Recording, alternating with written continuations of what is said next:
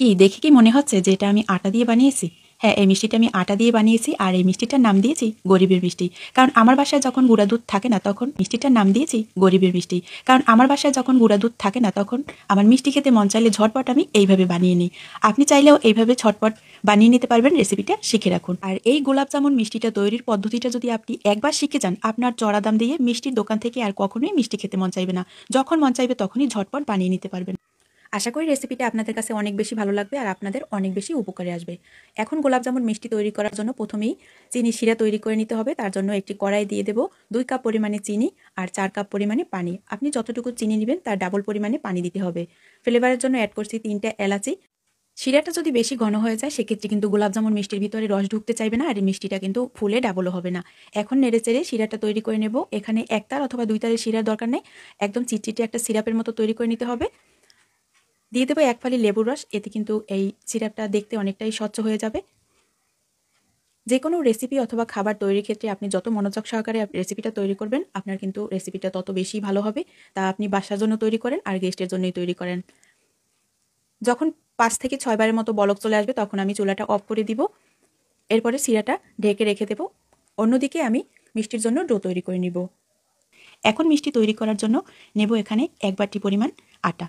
এখানে আমি কোনো প্রকার কিন্তু ময়দা ব্যবহার করিনি, আমি যে ব্রাউন আটাটা থাকে প্যাকেটের ওইটা ব্যবহার করছি। আমি 1 বাটি আটা দিয়েছি, তার সাথে দিয়ে দেব হাফ বাটি পরিমাণে গুঁড়া দুধ।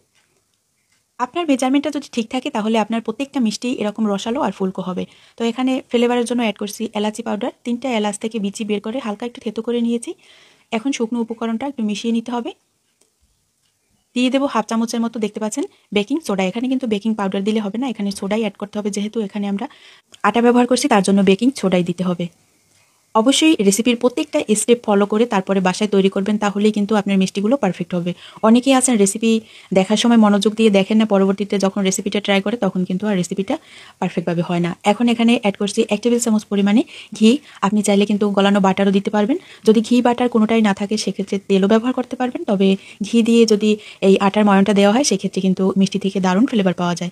এখন নিয়ে নেব 1 বাটি পরিমাণে দুধ। তো এখানে অল্প অল্প দিয়ে তারপরে আমি ডোটা তৈরি করে নেব। আর মেজারমেন্ট আমি কিন্তু বাটি দিয়ে দেখিয়েছি, আমি কোনো মেজারমেন্ট কাপ ইউজ করিনি, যাতে আপনার এই রেসিপিটা তৈরি করতে অনেক বেশি সুবিধা হয়। দুধ কিন্তু একসাথে বেশি করে দেওয়া যাবে না, সেক্ষেত্রে আবার ডোটা অনেক বেশি নরম হয়ে যেতে পারে। পরবর্তীতে মিষ্টিটা যখন বানাবো তখন আবার মিষ্টিটা হতে চাইবে না। যাই হোক, ভিডিওতে যেভাবে দেখছেন এইভাবে করে অল্প অল্প দুধ দিয়ে তারপরে ডোটা মাখিয়ে নিতে হবে। ডোটা মাখানোর সময় একটু হাতে লেগে আসলে তখন একটু ঘি অথবা তেল লাগিয়ে নিতে হবে। আর দেখতে পাচ্ছেন হাফ বাটির মতো আমার দুধ লেগেছে। এখন মিষ্টিগুলো তৈরি করে নেব। তার আগে এই ট্রেটা হালকা একটু ঘি ব্রাশ করে দেব, যাতে মিষ্টিটা লেগে না আসে। এখন হালকা একটু রোলের মতো করে নেব, যাতে মিষ্টিগুলো তৈরি করতে অনেক বেশি সুবিধা হয়। আর ছোট ছোট লেচি কেটে নিলেই ভালো হয়, সেক্ষেত্রে দেখা যায় সবগুলো মিষ্টির সাইজে একই রকম হবে আর দেখতেও অনেক বেশি ভালো লাগবে। মিষ্টিগুলো আমি যতটুকু সাইজের করে তৈরি করছি এতটুকু করে করলেই হবে। আপনারা চাইলে এর থেকে ছোট করেও তৈরি করতে পারেন, আর এটাই পরবর্তীতে ফুলে অনেক বড় বড় হয়ে যাবে। আর এই মিষ্টিগুলো তৈরির ক্ষেত্রে কোনো রকম রেস্টে রাখার দরকার নেই, সাথে সাথে হাতটা ক্লিন করে বানিয়ে নিলেই হবে। আর এই মিষ্টিটা খুবই স্মুথ করে তৈরি করে নিতে হবে, কোনো রকম মিষ্টিতে কিন্তু ক্র্যাক থাকা যাবে না, সেক্ষেত্রে মিষ্টিটা পরবর্তীতে ভাজার সময় বা রসে দেওয়ার পরে মিষ্টিটা ফেটে যেতে পারে। যাই হোক, এখন মিষ্টিগুলো এরকম গোল গোল করে সবগুলো মিষ্টি একই সাইজে তৈরি করে নিব। সবগুলো মিষ্টি আমার বানানো হয়ে গেছে, দেখতে পাচ্ছেন। এইবারে আমি তেলে ভেজে নেব, আর কোনো একটা মিষ্টিতে কিন্তু কোনো রকম ক্র্যাক নাই। চুলাটা জ্বালিয়ে দেব। হালকা তেলটা যখন একটু কুসুম গরম হয়ে আসবে তখনই মিষ্টিগুলো দিয়ে দিতে হবে। চুলার আঁচ কিন্তু প্রথম দিকে এতটুকু বাড়ানো যাবে না। আর যখন তেলের ভিতরে দিবেন তখন কিন্তু মিষ্টিগুলো আবারও একটু হাতের তালুতে গোলাকার করে নেবেন। আর এই মিষ্টিগুলো একটু পর দেখবেন এমনিতেই একা একাই ও উল্টে পাল্টে ফুলে ফুলে উঠবে। যখন একদম মিষ্টিটা ফোলা হয়ে যাবে এরপরে চুলার আঁচটা বাড়িয়ে দিয়ে তারপরে লাল লাল করে ভেজে নিতে হবে। এখন মিষ্টিটা কিন্তু একদমই পুরোপুরি কুক হয়ে গেছে ভিতর থেকে। এখন চাইলে আপনি এইভাবে তুলে নিতে পারেন, আবার আরেকটু কালো কালো করেও তুলে নিতে পারেন। যেহেতু এটা কালো জাম তাই আমি এরকম একটু কালো কালো করেই তুলে নিব। আবার ভাববেন না যে এরকম কালো করলে মিষ্টিটা খেতে তিতো লাগবে, তো এটা তিতো লাগবে না। তো এখন সবগুলো মিষ্টি আমি তুলে নিব। মিষ্টি তৈরির ক্ষেত্রে কোনো তাড়াহুড়ো করবেন না, সেক্ষেত্রে কিন্তু দেখা যায় অনেক বেশি ভুল হয়ে যেতে পারে। এখন সরাসরি মিষ্টিটা তেল থেকে তুলে তারপরে গরম শিরার ভিতরে দিয়ে দিতে হবে। আর এইবারে আমি চুলাটা জ্বালিয়ে দেব আর মিষ্টিগুলোকে ঢেকে 5 থেকে 7 মিনিটের মতো সিদ্ধ করে নিব। এর ভিতরে 2-1 বার নেড়েচেড়ে দেব সরা বা ঢাকনা তুলে।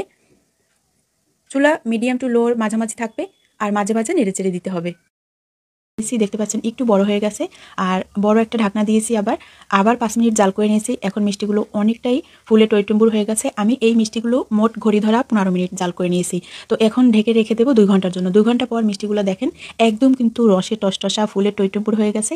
এর মাঝে কিন্তু 2-4টা মিষ্টি খাওয়াও হয়ে গেছে। দেখতে পাচ্ছেন মিষ্টিগুলো অনেকটাই কমে গেছে আর কতটা রসালো। বিশ্বাস করেন একবার এই রেসিপিতে বাসায় তৈরি করবেন, আপনার এই মিষ্টি খেয়ে সবাই শুধু প্রশংসাই করবে। আপনার বাসায় গেস্ট আসলে আগের দিন যদি এই মিষ্টিটা একবার বানিয়ে রাখেন, আপনার গেস্ট শুধু আপনার প্রশংসাই করবে। একবারে রসালো রসে টসটসা, খেতে অসম্ভব রকমের মজার হয়। যখন মন চাইবে তখনই কিন্তু এই গরিবের মিষ্টিটা আমি বানিয়ে খাই, কারণ এই মিষ্টিটা বানাতে কোনো রকম ঝামেলা নাই আর কোনো রকম প্যারাও নাই। আশা করি আজকের রেসিপিটা আপনাদের কাছে অনেক বেশি ভালো লাগবে, অনেক বেশি সহজ লাগবে। আর এরকমই মজার আর সহজ সহজ রেসিপি পেতে প্লিজ আমার চ্যানেলটি সাবস্ক্রাইব করে আমার পাশে থাকবেন আর লাইক কমেন্ট শেয়ার করবেন।